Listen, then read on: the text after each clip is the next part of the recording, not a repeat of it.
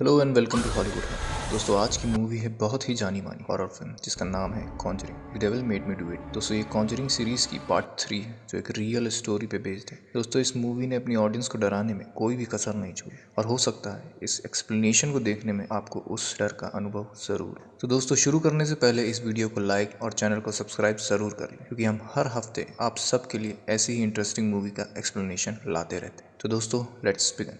ये कहानी शुरू होते ही हमें सन 1981 के दौर में ले जाती है और एक घर दिखाया जाता है जहाँ ग्लेडसेल फैमिली रहती थी, जहाँ डेविड एक छोटा बच्चा जिसकी उम्र सिर्फ 8 साल थी, उसकी तबीयत सही नहीं रहती थी। मानो उस बच्चे के अंदर एक शैतानी आत्मा वो हमेशा परेशान रहता, जैसे कोई हमेशा उसे देख रहा हो, जिस वजह से ना वो सो पाता था, जिससे उसकी तबीयत और खराब होने लगी। फिर वहाँ एक कपल एड और लॉरेन वॉरेन जो डीमोनोलॉजिस्ट होते हैं वो डेविड का एक्सॉर्सिज्म कर रहे थे। दोस्तों डीमोनोलॉजिस्ट वो होते हैं जो डीमंस और आत्माओं के ऊपर इन्वेस्टिगेट करते हैं। एक्सॉर्सिज्म खत्म होने के बाद डेविड की बहन डेबी का बॉयफ्रेंड आर्ने उसे ऊपर रूम में छोड़ने जाता है। फिर फादर गॉर्डन वहां पहुंच जाते हैं। उसके बाद कोई दरवाजे को बहुत जोर से खटखटाता है और डेविड बहुत डर जाता है। वो बाथरूम में जाके छुप जाता है। उसके बाद डेविड को वहां किसी के होने का एहसास होता है और शावर कर्टन पे किसी का हाथ दिखता है कि तभी अचानक शावर अपने आप चालू हो जाता है और पानी की जगह निकलता है खून और डेविड डर के मारे जोर से चिल्लाने लगता है। फिर डेविड की चीख सुन के नीचे बैठे सब लोग उसके रूम में आते हैं। फिर डेविड के पिता बाथरूम का दरवाजा तोड़ के अंदर घुसते हैं कि डेविड अपने पिता के पैर में चाकू से हमला कर देता क्योंकि डेविड के अंदर शैतानी आत्मा अब हावी हो रही थी। फिर एड उसे पकड़ के नीचे ले जाता है और फादर को प्रेयर शुरू करने को कहता है। वो आत्मा बहुत ही ताकतवर थी जिसके कारण उसे संभालना बहुत मुश्किल हो रहा था। वो आत्मा डेविड के शरीर को बहुत बुरी तरह डैमेज कर रही थी। उसके बाद वहाँ सारी चीजें इधर से उधर उड़ रही थी मानो कोई उन्हें फेंक रहा हो। फिर फादर को चोट लग जाती है और वो गिर के बेहोश हो जाते हैं। उसके बाद वो आत्मा बेकाबू हो जाती है और एड के ऊपर हमला कर देती है जिसके कारण एड भी बहुत बुरी तरीके से जख्मी हो जाता है। फिर आर ने डेविड को पकड़ लेता है और उस आत्मा से कहता है इस मासूम बच्चे को छोड़ दो, चाहे तो मेरे शरीर में घुस जाओ लेकिन इस बच्चे के शरीर से निकल जाओ। इसके बाद सब शांत हो जाता है और वो शैतानी आत्मा डेविड के शरीर को छोड़ के आर्ने के शरीर में चली जाती है। इसके बाद हॉस्पिटल में डॉक्टर लॉरेन को बताता है कि एड को मेजर हार्ट अटैक आया था और वो थोड़ी क्रिटिकल कंडीशन में। फिर नेक्स्ट मॉर्निंग डेबी और आर्ने को दिखाया जाता है। आर्ने और डेबी अपने लैंडलॉर्ड ब्रूनो के साथ रहते थे। आर्ने डेबी को उसके साथ ब्रुकफील्ड से कहीं बाहर रहने के लिए पूछता है बट डेबी कहती है वो इसके बारे में सोचेगी। फिर वो दोनों डेबी की फैमिली के वहाँ लंच करने चले जाते हैं। डेबी आर्ने को घर के अंदर से मीट लाने को कहती है कि तभी वहाँ उसे कुछ महसूस होता है और उसे एक चूहा दिखाई देता है जो एक दीवार में बने हुए होल में घुस जाता है। उसके बाद आर्ने उस छेद में झांक के अंदर देखने की कोशिश करता है लेकिन उसे कुछ नहीं दिखाई देता। फिर आर्ने पीछे मुड़ता है कि तभी उसके ऊपर एक आत्मा हमला कर देती है लेकिन वो बच जाता है। दोस्तों वो शैतानी आत्मा आर्ने के ऊपर हावी हो रही थी इसीलिए अब उसको भी डेविड की तरह कुछ महसूस हो रहा था जैसे हर वक्त कोई उसे देख रहा हो। फिर फादर गॉर्डन एड से मिलने हॉस्पिटल जाते हैं। एड अभी भी बेहोश था। फिर लॉरेन अपनी और एड की कहानी बताती है कि वो दोनों कैसे मिले थे और फिर लॉरेन गुजरे वक्त की बातें करने लगती है। उसके बाद आर्ने नॉर्मल दिनों की तरह अपना काम कर रहा था और पेड़ काटने के लिए चेन सॉ स्टार्ट कर रहा था और वो चेन सॉ स्टार्ट नहीं होती। फिर तब आर्ने को लगता कि शायद कोई उसे उस खिड़की से देख रहा है। फिर आर्ने उसे देखने के लिए पीछे मुड़ता है लेकिन वहाँ कोई नहीं होता और तभी अचानक उसकी चेन सॉ अपने आप स्टार्ट हो जाती है और उसके हाथ से नीचे गिर जाती है। ये देख के आर्ने बहुत डर जाता है। फिर अपने घर चला जाता है। घर पहुंच के ब्रूनो उसे बियर पीने के लिए इनवाइट करता है बट आर्ने मना कर देता है क्योंकि उसकी तबीयत खराब हो रही। फिर हॉस्पिटल में एड को होश आता है और वो लॉरेन को ग्लेडसेल फैमिली को फोन करके उन्हें आगाह करने को कहता है क्योंकि अब वो शैतानी आत्मा डेविड की शरीर को छोड़ के आर्ने के शरीर में आ चुकी थी। फिर लॉरेन उसे फोन करती है बट ब्रूनो के लाउड म्यूजिक की वजह से कोई भी फोन की घंटी नहीं सुन पाता जिसके कारण लॉरेन पुलिस को फोन करके आर्ने के घर की तरफ जाने को कहती क्योंकि शायद वहाँ कोई अनहोनी होने ही वाली थी। फिर आर्ने की तबीयत और खराब होने लगती। फिर उसे दिखाई देता है एक शैतान जो डेबी को मार रहा था। फिर वो डेबी को वहाँ से लेके भागने लगता है। दोस्तों ये सिर्फ आर्ने की एक सोच थी जो वो शैतानी आत्मा उसे सोचने पे मजबूर कर रही क्योंकि डेबी की आवाज उसे बार बार कह रही थी कि आर्ने स्टॉप, ये तुम क्या कर रहे हो। लेकिन आर्ने के ऊपर वो आत्मा हावी हो जाती है। इसके बाद आर्ने ब्रूनो को एक शैतान समझ के उसे चाकू से 22 बार घोंप के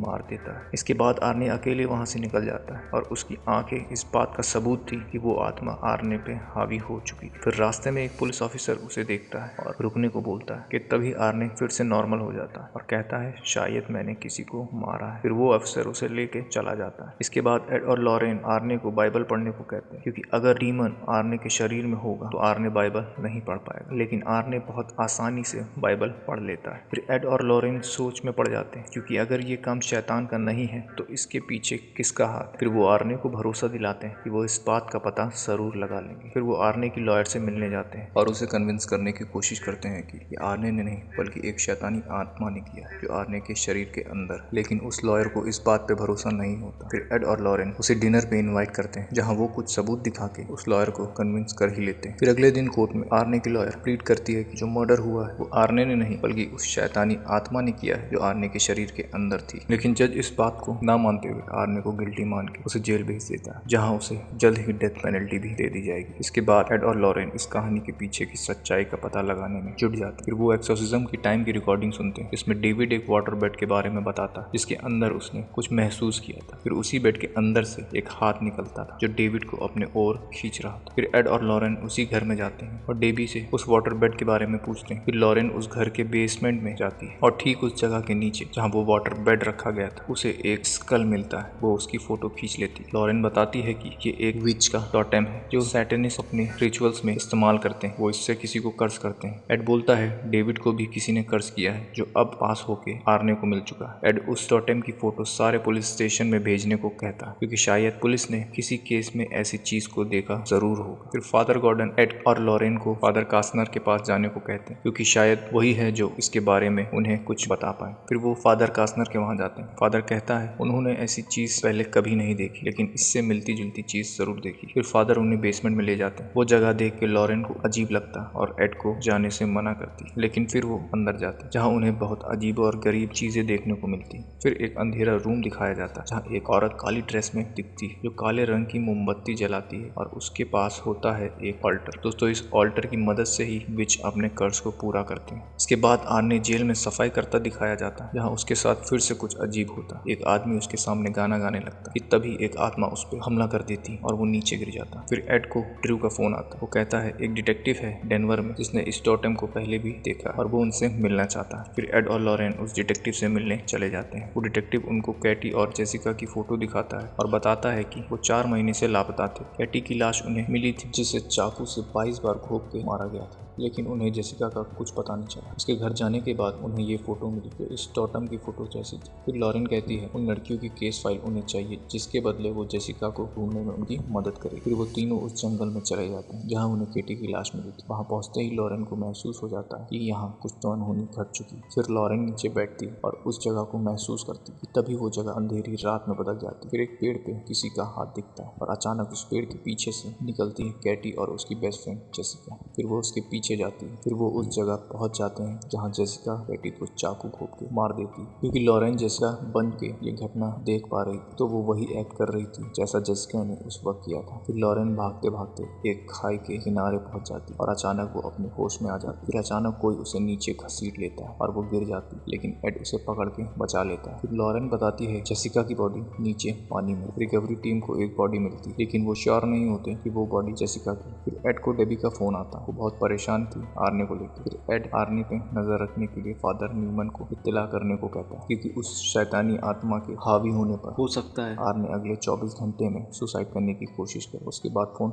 वहीं कट जाता है। दोस्तों अब स्टार्ट होता है इस मूवी का क्लाइमैक्स जिसे देख के आपको डर का एहसास जरूर होगा। फिर फादर न्यूमन आर्ने को होली वाटर देता ताकि वो शैतानी आत्मा से बच सके मगर ऐसा मुमकिन नहीं। फिर आर्ने को उस शैतानी आत्मा का करीब होना महसूस होता और वो होली वाटर से एक सर्कल बना के उसके बीच बैठ जाता है। दूसरी तरफ एड और लॉरेन मोर्चरी जाते ताकि पता लगा सके कि वो बॉडी जो पानी से मिली है वो जेसिका की है या नहीं क्योंकि अगर वो बॉडी जेसिका की है तो लॉरेन उसके साथ कनेक्शन बना के बहुत सारी बातों का पता लगा सकती। फिर लॉरेन उस बॉडी के हाथ को पकड़ती और कुछ देर बाद उसे एक ऑल्टर दिखता जिसके किनारे ब्लैक कैंडल्स होती। फिर वो खुद को उस औरत के अंदर महसूस करती जो अब आर्ने के ऊपर हावी होने वाली थी क्योंकि वो कर्ज को कंप्लीट कर रहे। फिर आर्ने अपने हाथ में ली हुई कांच की बोतल को तोड़ देता और उसके टुकड़े से अपनी हाथ की नस काटने की कोशिश करता लेकिन फिर लॉरेन उसे रोक लेती। फिर लॉरेन और वो औरत बात करने की कोशिश करते हैं कि तभी लाइट बंद हो जाती है। एड लाइट को ऑन करने जाता है कि तभी वहां लेटी हुई एक डेड बॉडी उठ के खड़ी हो जाती है जो लॉरेन पे हमला करने को तेजी से भागती है लेकिन एक बार फिर एड लॉरेन को बचा लेता है। फिर एड और लॉरेन वो केस फाइल लेके अपने घर जाते हैं जहाँ ड्रू उन्हें बताता है कि ऑल्टर इंसानों की बलि चढ़ाने प्रथा को दर्शाता है जिसमें एक मर्डर और एक सुसाइड को अंजाम दिया जाता है जैसा कि हम देख ही पा रहे हैं। फिर उन्हें पता चलता है कि इस कर्ज को खत्म किया जा सकता है अगर वो उस ऑल्टर को तबाह करने में कामयाब हो जाए। तो अब दोस्तों उन्हें बस उस ऑल्टर का पता लगा के उसे तबाह करना था। लेकिन ये काम इतना आसान बिल्कुल भी नहीं, क्योंकि वो ऑल्टर कहीं भी हो सकता था। फिर सब इस बात का पता लगाने में जुट जाते हैं। तभी अचानक एड बेहोश होकर गिर जाता है। जब एड को होश आता है वो लॉरेन को उठता है। फिर उसे वही ऑल्टर वाली औरत दिखाई देती है। उसके बाद कोई उस पे हमला कर देता है। फिर एड उसे क्रॉस दिखा के चाकू से मारने जाता है कि तभी ड्रू उसका हाथ पकड़ के उसे रोक लेता है। फिर एड अपने होश में आ जाता है और उसे पता चलता है कि वो उसी औरत के वश में था और अनजाने में अपनी बीवी लॉरेन को ही मारने जा रहा था। फिर एड को कुछ सूखे फूल मिलते हैं, जिसके पॉट में उसे मिलता है वही टोटेम, जिसकी मदद से उस औरत ने एड को भी कर्ज किया। फिर उसे काबू करके लॉरेन को मारने की कोशिश की। इसके बाद उस किताब का मतलब समझने के लिए लॉरेन उस किताब को लेकर फादर कास्नर के पास चली जाती और डेबी आर्ने के पास, और एड और ड्रू उस औरत और उसके ऑल्टर का पता लगाने में जुट जाते हैं। दोस्तों ये रात उन सब के लिए आखिरी रात थी, क्योंकि आज रात आर्ने की सुसाइड करते ही ये कर्ज पूरा हो जाता, इसलिए उनको ये कर्ज आर्ने के सुसाइड करने से पहले ही तोड़ना था। फिर एड और ड्रू